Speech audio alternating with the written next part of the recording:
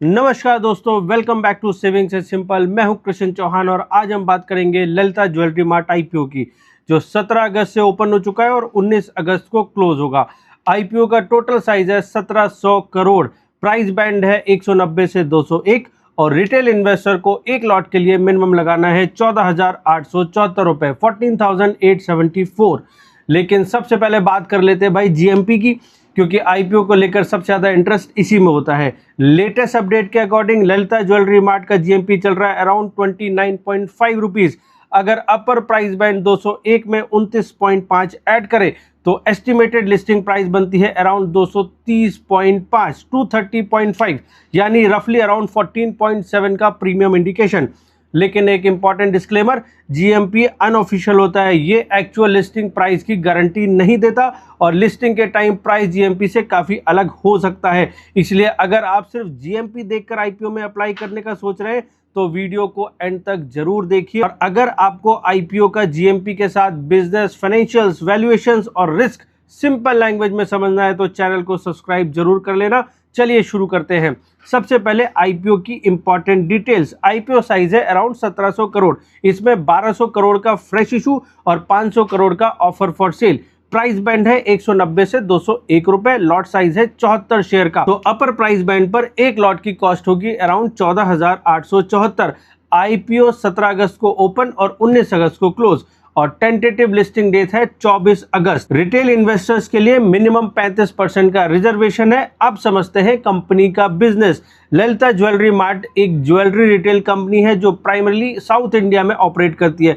Company gold, silver और diamond और precious jewellery cell करती है। 31 मार्च 2026 तक कंपनी के पास अराउंड 61 स्टोर्स थे और इंटरेस्टिंग बात यह है कि कंपनी की स्ट्रॉन्ग प्रेजेंस टीयर 2 और टीयर 3 सिटीज में है। कंपनी लार्ज फॉर्मेट और मीडियम फॉर्मेट स्टोर्स के थ्रू अपना रिटेल नेटवर्क ऑपरेट करती है। सिंपल लैंग्वेज में ललिता का फोकस प्रीमियम लग्जरी कस्टमर से ज्यादा मास मार्केट ज्वेलरी कस्टमर पर है और अब कंपनी इसी नेटवर्क को और एक्सपैंड करना चाहती है।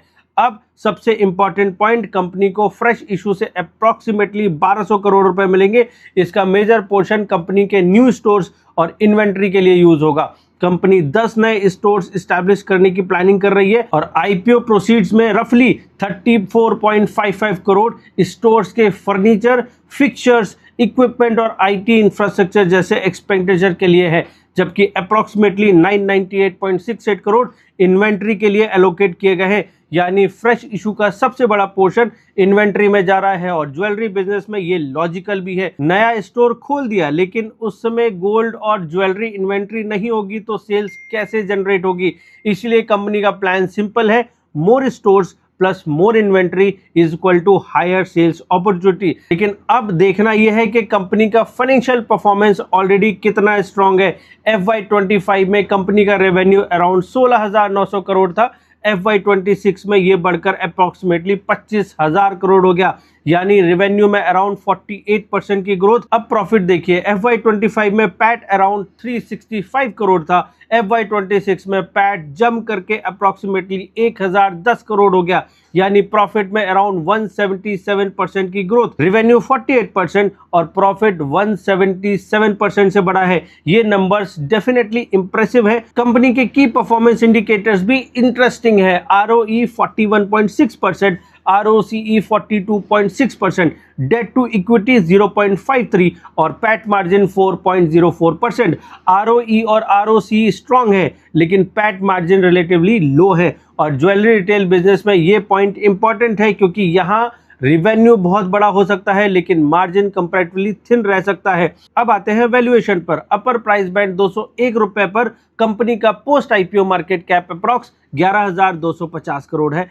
आईपीओ डेट के according post IPO EPS around 18.04 और पी रेशियो है अराउंड 11.14। तो फर्स्ट लुक में वैल्यूएशन बहुत एग्रेसिव नहीं लगती, लेकिन यहाँ एक चीज इंपॉर्टेंट है, पी को अकेला देखकर आईपीओ चीप या एक्सपेंसिव डिसाइड नहीं कर सकते।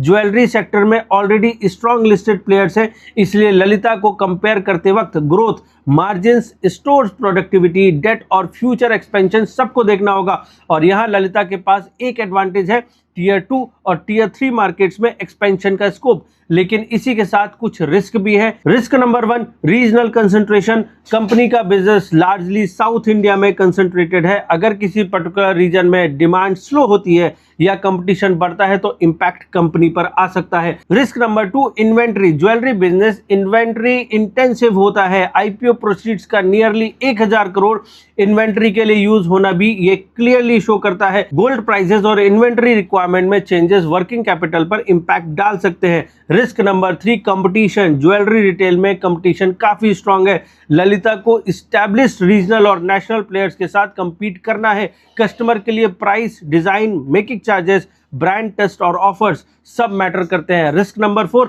Expansion risk. कंपनी 10 नए स्टोर्स ओपन करने वाली है, लेकिन इंपॉर्टेंट क्वेश्चन यह है, क्या नए स्टोर्स एग्जिस्टिंग स्टोर्स की तरह प्रॉफिटेबल हो पाएंगे? अगर एक्सपेंशन सक्सेसफुल रहा तो ग्रोथ स्ट्रांग हो सकती है। अगर स्टोर प्रोडक्टिविटी एक्सपेक्टेशन से कम रही तो रिटर्न्स पर प्रेशर आ सकता है। एक और पॉइंट जो इन्वेस्टर्स को समझना चाहिए, आईपीओ से पहले प्रमोटर एंड प्रमोटर ग्रुप की होल्डिंग अप्रॉक्सीमेटली 97.72% है।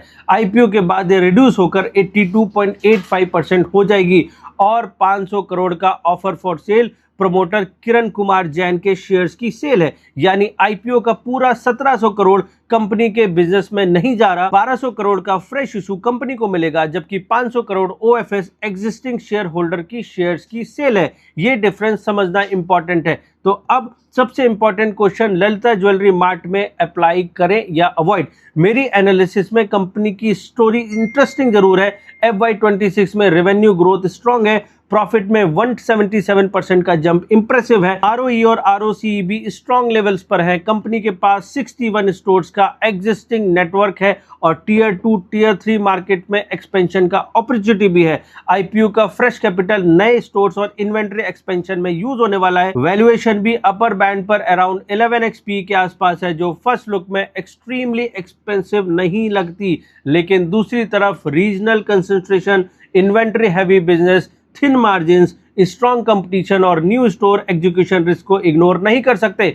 और जीएमपी पॉजिटिव है, लेकिन जीएमपी को गारंटेड लिस्टिंग गेन समझना बिल्कुल सही नहीं होगा। मेरा ओवरऑल व्यू क्या है, लिस्टिंग गेन के लिए देख रहे हैं तो जीएमपी करंटली पॉजिटिव इंडिकेशन दे रहा है, लेकिन रिस्क के साथ। और लॉन्ग टर्म इन्वेस्टर हैं तो कंपनी की फ्यूचर एक्सपेंशन, मार्जिन्स और इन्वेंट्री मैनेजमेंट को क्लोजली ट्रैक करना ज्यादा इंपॉर्टेंट होगा। इसलिए मेरा सजेशन ये नहीं है कि सिर्फ जीएमपी देखकर अप्लाई करो। आईपीओ का decision business plus financials plus valuation plus risk plus अपनी रिस्क प्रोफाइल को देखकर ही लेना चाहिए। अगर आपको ये एनालिसिस यूजफुल लगा हो तो वीडियो को लाइक कर देना, और अगर आप चाहते हैं कि मैं हर इंपॉर्टेंट आईपीओ का जीएमपी, फाइनेंशियल्स, वैल्यूएशंस, रिस्क और फाइनल एनालिसिस इसी तरह सिंपल लैंग्वेज में लेकर आता रहूं तो सेविंग से सिंपल को सब्सक्राइब कर लो और कमेंट में बताओ, ललिता ज्वेलरी आईपीओ अप्लाई या अवॉइड, मौका या धोखा। मिलते हैं नेक्स्ट वीडियो में। Happy investing. जय हिंद।